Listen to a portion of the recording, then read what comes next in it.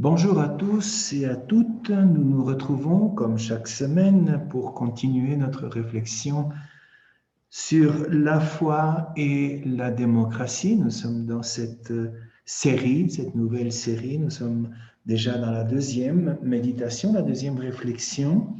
Vous vous souviendrez peut-être que la première était une espèce d'introduction à la thématique, au thème, l'urgence de reconstruire, de repenser la démocratie. Et à partir de cette hypothèse de départ, nous demander quel était le lieu et le rôle des disciples de Jésus dans cette nouvelle création, cette nouvelle recherche d'une démocratie qui soit croyable aujourd'hui. Nous allons donc explorer différentes dimensions de la vie chrétienne, de l'Évangile surtout, du Nouveau Testament, pour essayer d'apporter un certain nombre d'éléments afin de répondre petit à petit, ou d'essayer de répondre en tout cas petit à petit à cette question fondamentale, comment repenser ensemble, avec d'autres qui ne sont pas nécessairement chrétiens, une démocratie qui soit compatible avec l'utopie du royaume de Dieu. Et c'est donc ce que je vais commencer à faire aujourd'hui avec cette seconde réflexion qui a pour titre « Repenser la démocratie depuis le déjà là du royaume ». Je suis conscient que le mot royaume n'est pas aujourd'hui facile à intégrer, à assimiler. Il se réfère à un imaginaire prémoderne, absolutiste, moyenâgeux, mais c'est le terme que l'Évangile utilise, donc nous sommes bien obligés de passer par cette image du royaume. Peut-être serait-il plus adéquat, plus juste de parler du règne, parce que le royaume semble décrire un espace géographique, politique bien établi, une structure. Et c'est cette structure qui suscite l'imaginaire absolutiste, monarchique, etc. Par contre, si nous parlons du règne, nous insistons plutôt, et je crois que c'est plus juste, sur une dynamique sociale et politique. Je crois que c'est plutôt cela que Jésus nous propose. C'est une dynamique historique. Et dans cette dynamique historique, il peut y avoir des moments très différents et des créations très différentes du règne en fonction des réalités que nous vivons, des circonstances, des conjonctures, etc. Donc, on va plutôt essayer de s'orienter vers cela, vers le règne et pas tellement le royaume. Je sais qu'en français, on parle plutôt du royaume, mais essayons de nous mettre dans cette perspective d'une réalité collective dynamique et historique. Peut-être aussi que pour certains d'entre vous, le terme même du déjà là est quelque chose d'un petit peu ésotérique. Qu'est-ce que ça veut dire le déjà là du royaume? Ben, ça se réfère à cette dialectique, à cette tension que l'on retrouve dans le langage de Jésus à propos du règne, la tension entre un règne qui est déjà à l'œuvre parmi vous, au milieu de vous, en vous, on y reviendra dans un instant, mais aussi un règne qui n'est pas encore réalisé. Et c'est cette tension entre il est déjà là parmi vous, mais il n'est pas encore pleinement réalisé, qui représente l'histoire. C'est l'histoire humaine, c'est l'histoire de l'engagement des chrétiens, justement, dans une construction qui pourrait être héroïque au niveau éthique, au niveau spirituel, au niveau social. Aujourd'hui, je vais m'arrêter plutôt à cette première dimension. Il est déjà là. Et la semaine prochaine et dans les semaines suivantes, nous aborderons d'autres aspects de cette dialectique du règne de Dieu. Mais je voudrais commencer par une mise en garde de Jésus lui-même dans l'Évangile. quand, à un moment donné, il avertit ses disciples en leur disant « On va vous dire qu'il est ici ou qu'il est là, le règne ou le royaume. » Dans ce cas, on pourrait aussi parler du royaume, en nous prévenant, en nous mettant en garde contre la tentation d'identifier le règne de Dieu avec un système politique, avec une construction sociale, idéologique particulière. On pourrait dire dans un certain sens, en passant au vocabulaire moderne, même si aujourd'hui cela semble un peu dépassé, le royaume n'est pas de droite et il n'est pas de gauche. Il n'est ni ici ni là. Quand viendra le royaume, dit Jésus, ce sera comme un rayon qui traversera le ciel. Et j'aime cette image du rayon, de l'éclair, d'un éclair qui, dans une fougue, traverse l'histoire. Et plus qu'un État, qu'un lieu, qu'un modèle, le royaume est une traversée. Ça traverse l'histoire, ça traverse le cosmos lui-même, l'ensemble de la réalité. Donc, il n'est ni ici ni là, dans aucun modèle, dans aucune idéologie, dans aucune proposition humaine et historique. Mais par contre, Jésus va insister aussi sur le caractère caché du règne. Il est caché, oui, au milieu de nous, en nous, tu ne le vois pas, il est comme une plante qui grandit tout doucement, comme le levain dans la pâte, il est caché. Et donc, ce caractère caché de la proposition de Jésus nous le fait comprendre non pas comme quelque chose de réalisé, mais comme une énergie spirituelle qui traverse toute la réalité et qui la traverse constamment. On pourrait dire, je crois profondément, que le règne de Dieu, il est toujours là. Il est toujours là dans cette mission de traverser toute réalité et de lui donner une densité, une énergie spirituelle particulière. Il est là comme le levain dans la masse.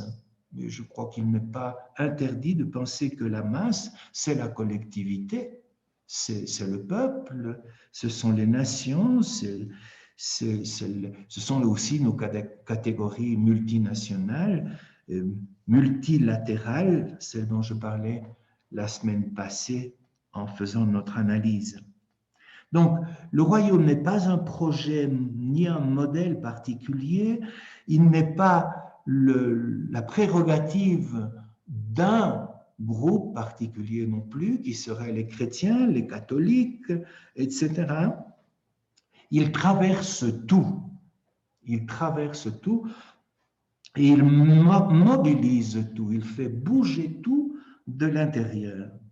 Donc, s'il est caché, s'il est au milieu de, s'il est à l'intérieur de la réalité et s'il mobilise la réalité de son énergie spirituelle, nous ne sommes pas dispensés, nous, les chrétiens, les disciples de Jésus, nous ne sommes pas dispensés du travail d'invention, d'inventer une nouvelle société, de créer une nouvelle société. Et cette création, elle se fait avec d'autres qui ne sont pas nécessairement chrétiens, je le répète, et elle se fait, cette création, par essai et erreur. Nous ne sommes pas ici dans une autre image collective que je travaillerai dans une autre opportunité, dans une autre occasion, la Jérusalem céleste ou la nouvelle Jérusalem, qui semble être, elle, un modèle qui vient tout fait, tout préparé du ciel. Je ne suis pas sûr que ce soit une lecture tout à fait correcte. Au contraire, je pense qu'elle est naïve. Mais on pourrait penser que la Jérusalem céleste, c'est un modèle de collectivité, de nation, de pays, de peuple qui serait tout fabriqué depuis depuis le ciel, depuis Dieu. Il n'en est pas ainsi du règne ou du royaume, au contraire. Je répète, c'est une énergie qui traverse tout, pas seulement l'Église, je vais revenir à ça tout de suite, mais qui suppose un certain nombre de critères de discernement. On n'applique pas le règne de Dieu, on se laisse inspirer par lui. Il ne s'agit pas d'appliquer quelque chose d'appris, un modèle, une notice, un mode d'emploi. Il n'y a pas de mode d'emploi du royaume de Dieu, mais il y a des critères pour discerner sa présence dans nos essais et erreurs. La semaine passée, je parlais d'un concept qui me semble très, très discutable, et qui était le concept de l'Église comme société parfaite. D'abord, je crois que la structure ecclésiale, l'Église comme système, est très loin d'être parfaite. Et d'un autre côté, considérer cette Église comme un modèle parfait, ce serait la confondre avec le règne de Dieu et serait justement la confisquer.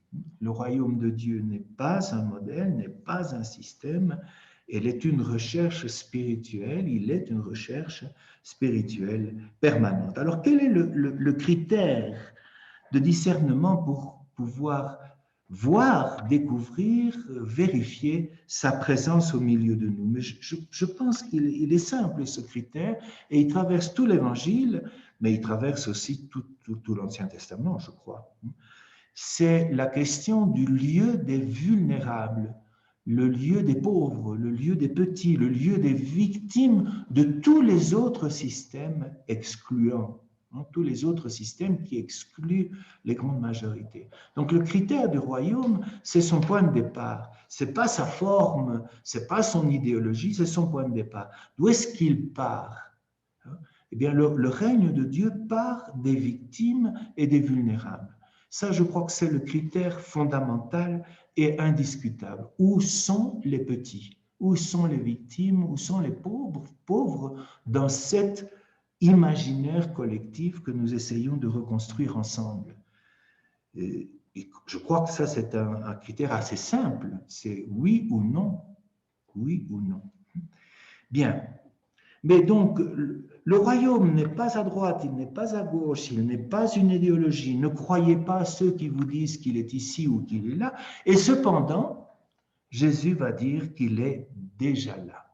C'est apparemment une contradiction dans les termes, mais il est déjà là d'une manière tout à fait différente des projets, des modèles, des idéologies. Jésus va dire qu'il est déjà là de deux façons. D'abord, il est au milieu de vous, et puis il va dire qu'il est en vous. Et je crois qu'il ne s'agit pas d'un synonyme.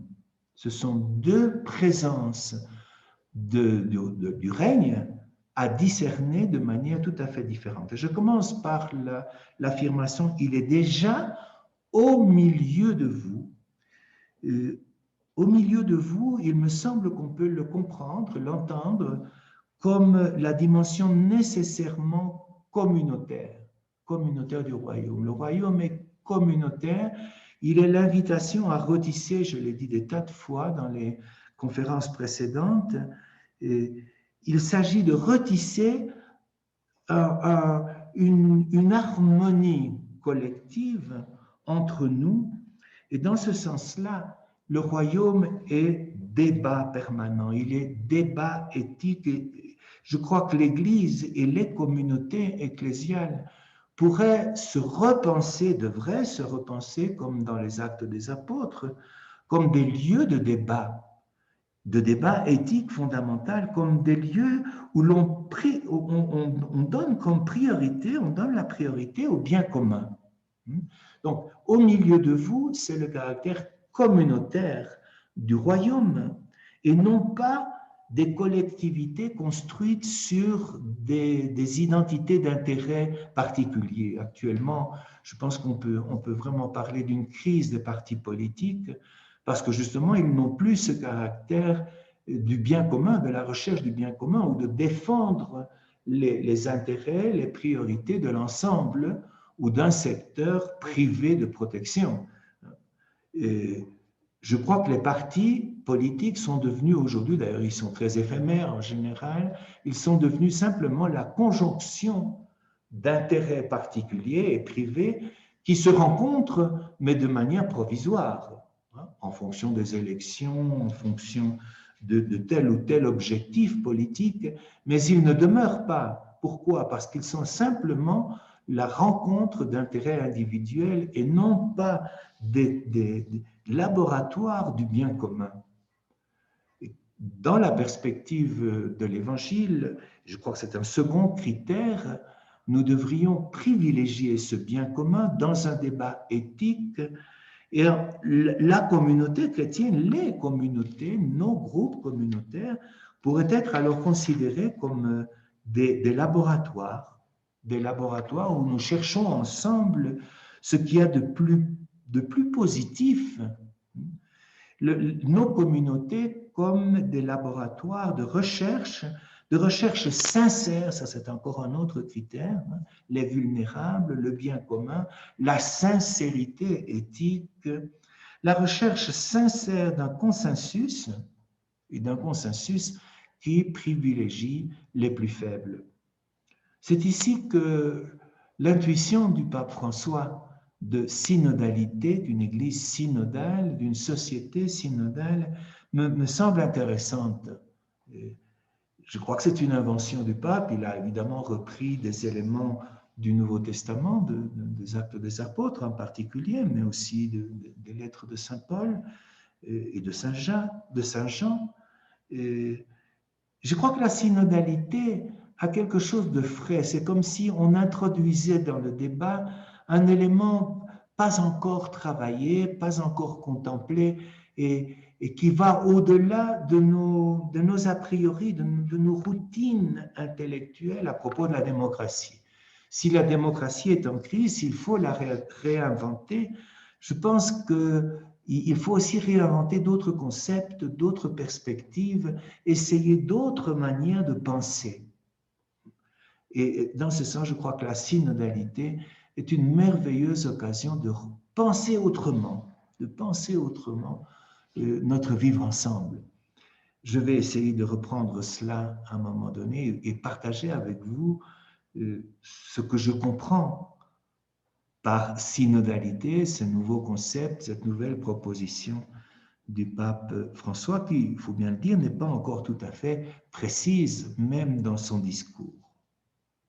Bien, donc, je suis déjà là au milieu de vous, c'est-à-dire je suis déjà là dans cette recherche communautaire du bien commun à partir d'un débat éthique sincère où l'on cherche le consensus.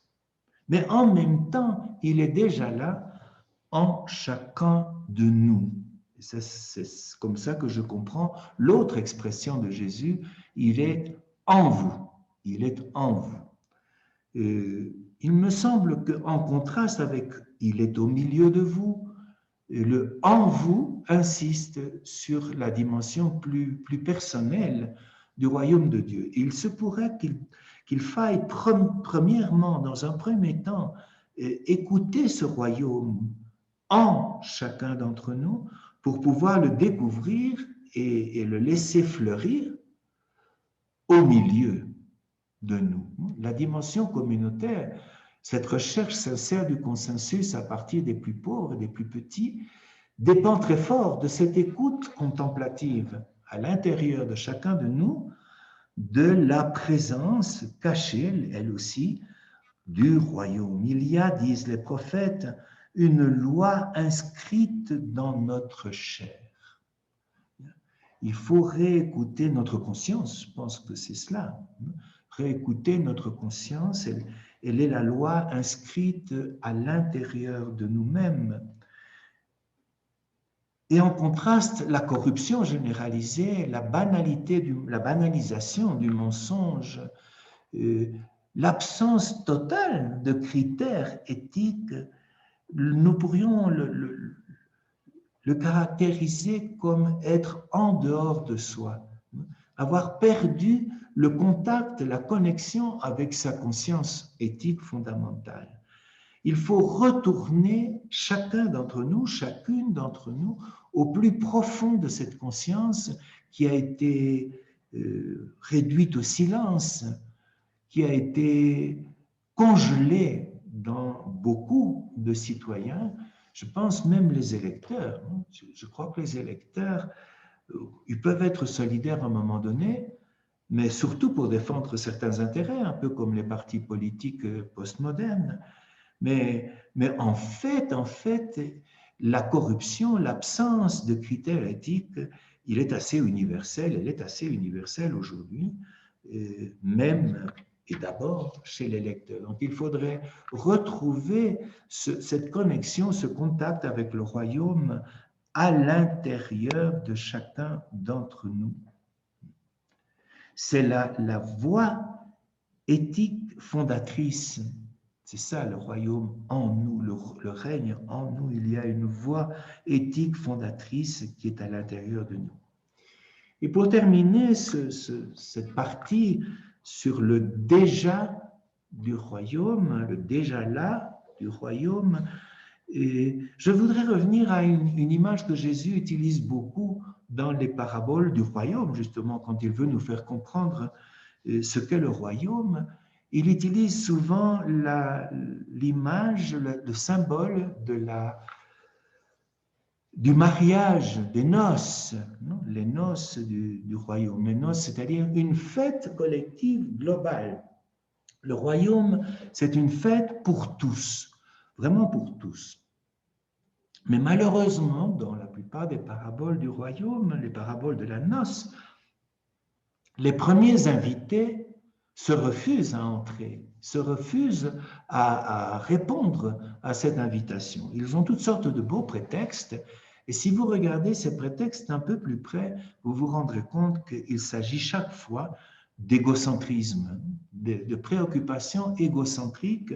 Je viens d'acheter un terrain, je vais aller voir comment c'est, j'ai acheté des vaches, je vais aller voir comment c'est, je viens de me marier, tu comprendras que je ne peux pas venir, etc. Ce sont tous des motifs individuels, individualistes, qui les privent de la fête collective où toute l'humanité, tout le cosmos est invité à danser pour les noces du Fils du royaume.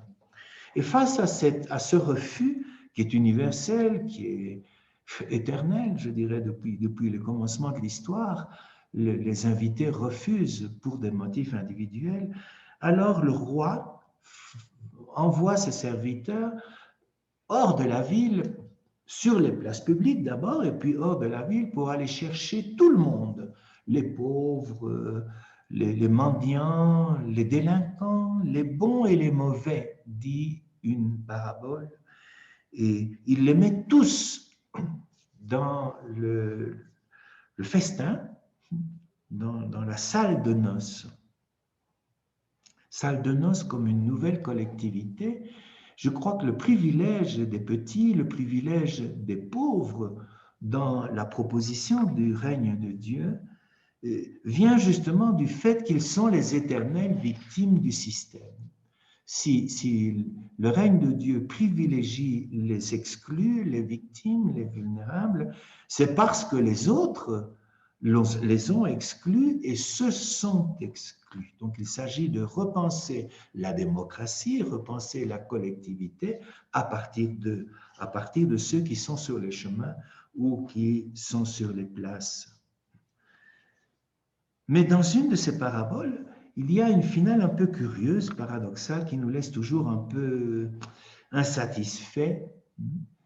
Et les exégètes pensent d'ailleurs que c'est quelque chose qui a été ajouté et qui n'a rien à voir avec la parabole, ou il s'agit d'une autre parabole. Mais recevons la parabole telle qu'elle est dans son entièreté. Vous vous souvenez que dans un de ces récits de noces, il y a un invité qui est là, assis à table, et qui n'a pas le vêtement de noces. Et quand le père du fils du marié, non, le père du marié visite ses invités, il se rend compte qu'il y en a un qui n'a pas l'habit de noces, et non, et pourquoi? Et l'autre ne répond pas. L'autre ne répond pas. Je me demande, dans le contexte qui est le nôtre et dans la réflexion que j'essaie de partager avec vous, si l'habit de noces, ce n'est pas simplement la solidarité.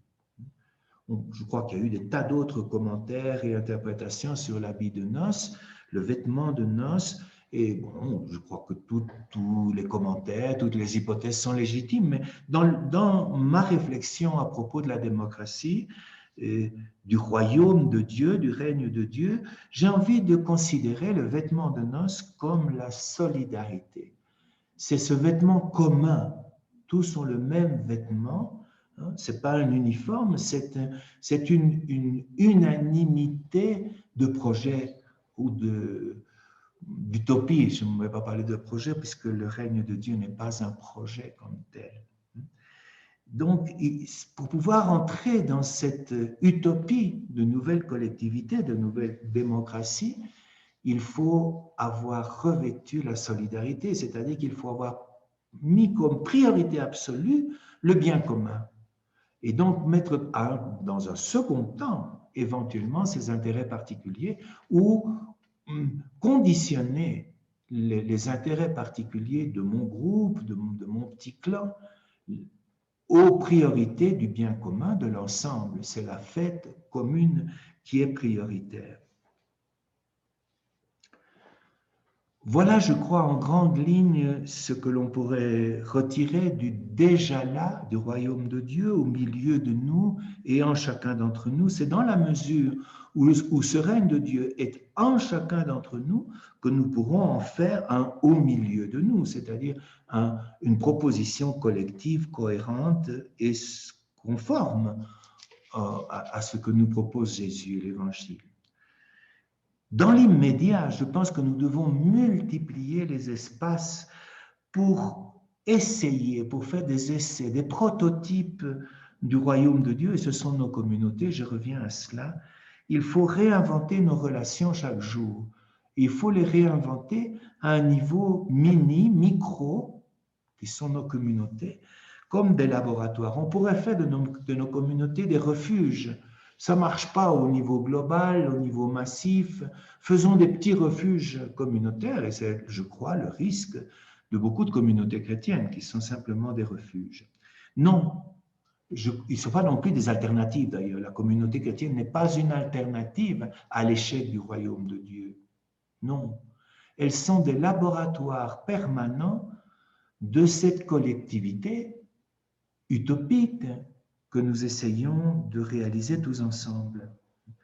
C'est un lieu où, comme dans un gymnase, on apprend à sauter sur un trampolin, je ne sais pas comment on dit ça en espagnol, en français, où on saute vers le collectif, l'Église en sortie, comme dit le pape François. Nous sommes en sortie vers un projet ou une utopie, une contemplation plus grande. Nos communautés sont un lieu de préparation de la sortie vers le monde politique et social. Je crois que c'est tout le sens de Fratelli Tutti, la dernière encyclique du pape. Il ne s'agit donc pas de nous réfugier, mais d'apprendre à être citoyens. C'est ça, nos communautés comme une école de citoyenneté. Et avant de conclure, je voudrais laisser la place à un beau personnage de l'Évangile qui est le scribe positif, le scribe du royaume. Vous vous souvenez d'une conversation entre un scribe à propos du plus grand commandement. Quel est le plus grand commandement? Et Jésus, explique que le plus grand commandement, c'est aimer Dieu, et puis celui aimer le prochain est équivalent. Et le scribe fait un commentaire magnifique d'ailleurs, auquel Jésus réagit en disant « Tu n'es pas loin du royaume de Dieu ». Et je crois que c'est important de prendre conscience que le royaume de Dieu n'est pas l'exclusive des chrétiens ou de l'Église. Il y a des tas de gens dans d'autres cultures, dans d'autres espaces qui sont proches du royaume de Dieu et dont la sagesse peut être une source d'inspiration pour construire ensemble une autre société. Puisque le royaume de Dieu n'est pas un modèle tout fait, on peut essayer de construire la société que le royaume inspire avec d'autres dont la sagesse est proche. Tu n'es pas loin du royaume de Dieu, nous pourrions le dire à beaucoup d'amis, de nous-mêmes. Je pense à des tas de gens tout simples ici dans l'altiplano péruvien qui pourraient être considérés comme ces scribes du royaume. Bien voilà, je crois que là où est l'esprit, comme dit saint Paul, là est la liberté. La nouveauté chrétienne, c'est la liberté.